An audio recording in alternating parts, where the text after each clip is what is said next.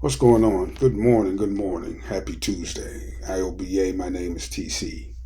You know, I started off this morning wanting to speak on wanting to speak on what was that? A little bit more about immigration and the deportations that's going on. But I started watching it, and that shit is really, really, really depressing and hard to watch for a person like me because you know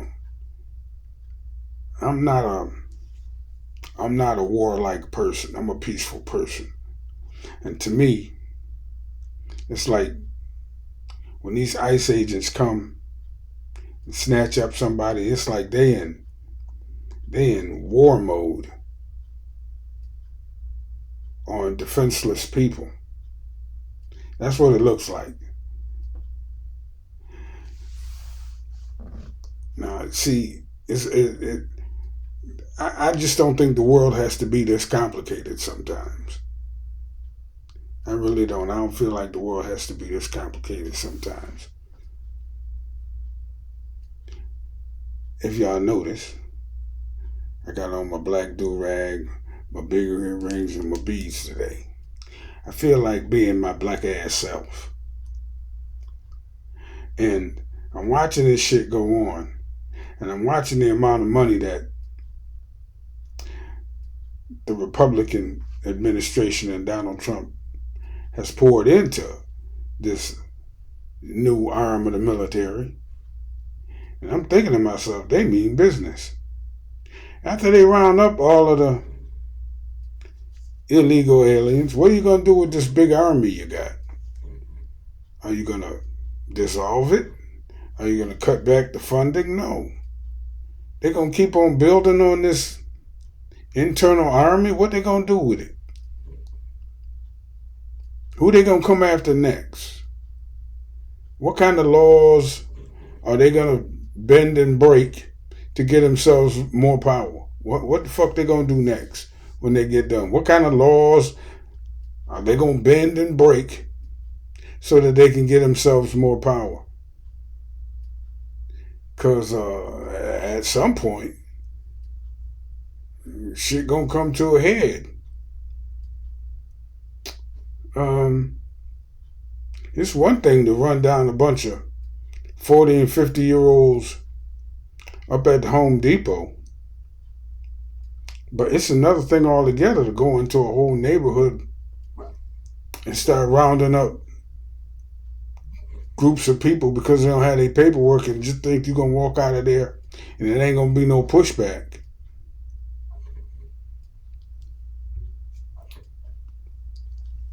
My dog having a bad dream. But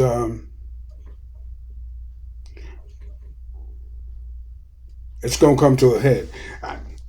I think personally that the world is in a real bad. The United States is in a real bad place right now, and the world is moving on past.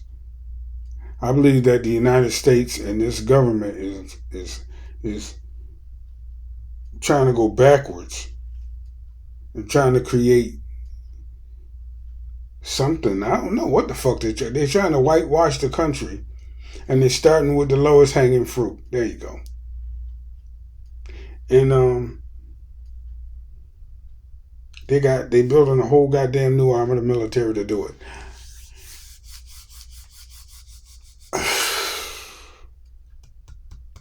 I feel like look, I feel like this. Everybody should have what they need and need what they have, and I think the world would be a better place. That's how I feel. That's the leftist in me. I'm not ashamed to say that. I like to tell people that so they don't get me twisted. I think everybody should have what they need and need what they have, plus a little bit more. If they can, a little bit more of this and a little less of that. Ain't never hurt nobody. But why should the top 1% control 40% of the wealth of the whole country, or some such number like that. Anyway, all of the wealth of the country is concentrated in the top, say, 5% of the people. It shouldn't have to be like that. It shouldn't have to be like that. You should have you could move this country forward into the next century if you just stop trying to bring everybody back to the prior century. You feel me? With your stupid ass laws. Do you realize how many really, really bright people are deciding to not come to the United States and study and advance science and develop new technology and all of that shit because they don't want to come here anymore? I know because my wife's sons are like that and they don't want to come here. One's a doctor and the other one's an engineer and they don't want to fucking come here. He's talking about going to Canada and maybe England. But they got no desire to come. They'll come here and visit us, but they don't want to come here. So ain't no motherfucking brain power coming into the United States. It's all going the other way. You got a bunch of people trying to turn this into 1957 or some shit. Talking shit about if there was only 100 million people here and they all look like me, that would be great. Words to that effect. You can't run no country like that into the goddamn future. You see how far China is ahead of the United States? China, I'm probably wrong about this, but I'm going to say this. China uses the money it makes off of selling manufactured goods around the world to develop itself. The United States uses the money it makes off of credit and debt to enrich the top 5% of the people. And to hell with everybody else. Everybody else get crumbs off the table and get taxed until they die. Everybody else get crumbs off the table and get taxed until they die. And then all the money go to the top 1%. And that's another thing. Well, I'm going to switch gears here right now. Taxes. You know, as an older cat, you know, you can see the end of when you got to pay, you know, the end of your mortgage. You can see the end of it. You got, I got, you know, motherfuckers thought I was going to say the end of my life. Yeah, I see that too. But you can see the end of your mortgage. And you be like, I finally own my house. But then it dawns on you, no, you don't own anything in the United States. You don't own a goddamn thing in the United States. You own the right to call it yours.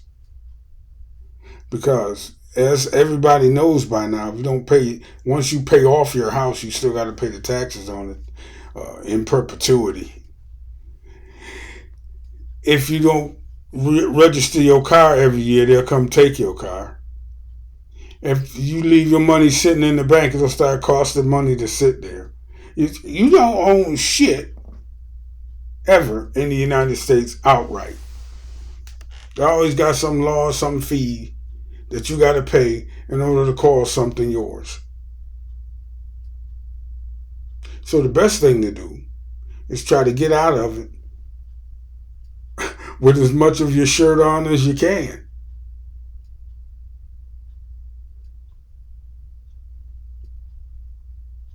Everybody crooked.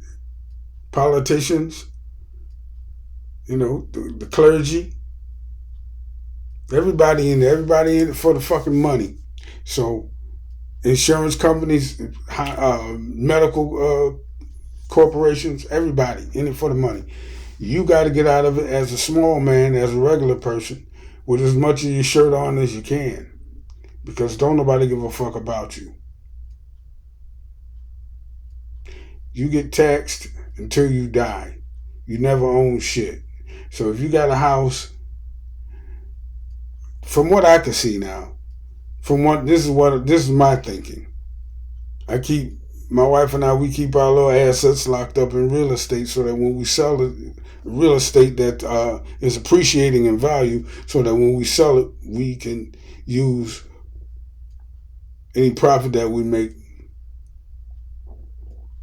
to supplement our retirement. Because we already know we're going to have to keep paying. And at some point, you got to downsize. Because you don't need all this shit. You got to have what you need and need what you have. Plus a little bit more. That's what's up with that. And the last thing I'm going to talk about is this. Y'all know Malcolm Jamal Warner, Theo from the Cosbys. He passed away in a swimming accident.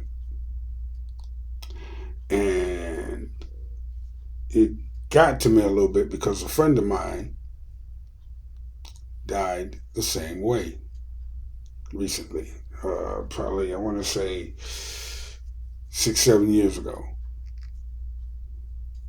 Kind of the same way. And my friend, his name was Franklin, was security and a teacher at a high school I worked at. And I was working kind of security too. I was actually a paraprofessional, but I kind of was a security too. We used to manage